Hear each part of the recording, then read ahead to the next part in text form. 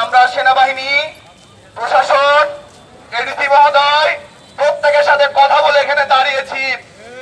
আপনারা যদি এই সিন্ডিকেট অনীতি বিলম্বে না ভাঙেন, অবৈধ কাজ করেন, অতিরিক্ত মূল্য নেন, তাহলে এর বিরুদ্ধে আমরা যথাযথ ব্যবস্থা করব। রাজশাহী মেডিকেল কলেজে আরো সবচেয়ে বড় দুর্নীতি হচ্ছে আনসার বাহিনী। এই আনসার বাহিনী পদে পদে দুর্নীতির সাথে জড়িত। আমরা আমাদের প্রতিনিধি টিম, আমাদের গুপ্তচর রাজশাহী মেডিকেল কলেজে ঢুকিয়েছি। আমরা প্রত্যেকটির ভিডিও ফুটেজ সংরক্ষণ করছি। মনে রাখবেন, আইনের আওতায় স্বৈর শাসককে নিয়ে আসতে পারলে আপনাদের নিয়ে আসা শুধু সময়ের ব্যাপার মাত্র।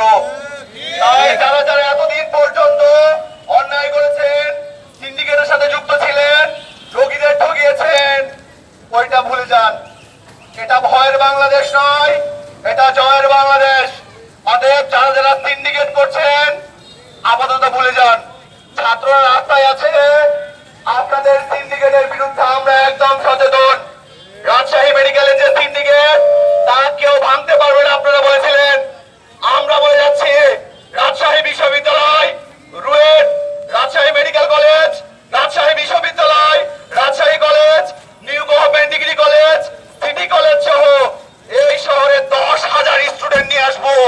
আপনাদের সিন্ডিকেটকে গোড়া থেকে আমরা উপরবো একদম নিশ্চিহ্ন করে দেব।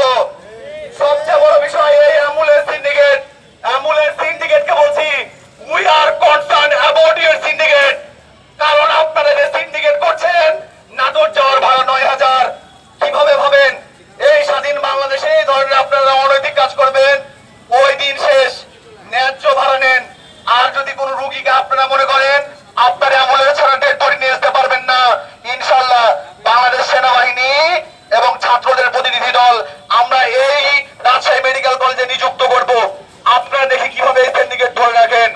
আবারও লাউড অ্যান্ড ক্লিয়ারলি বলে দিতে চাই, যারা এই সিন্ডিকেটের সাথে জড়িত, হয় সিন্ডিকেট ভেঙে দিন, সিন্ডিকেট পরিহার করুন।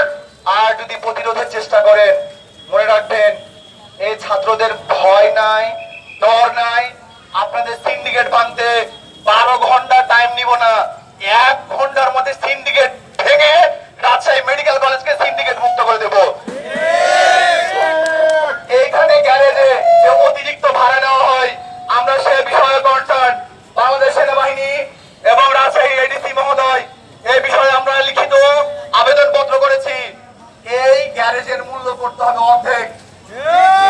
মেডিকেলে যারা চিকিৎসা নিতে আসে, তারা ঘুরতে আসে নাই। এটা কোনো বিনোদন পার্ক নয় যে আমরা দ্বিগুণ বা 3 গুণ আপনারা পার্কিং চার্জ দিবেন। এছাড়াও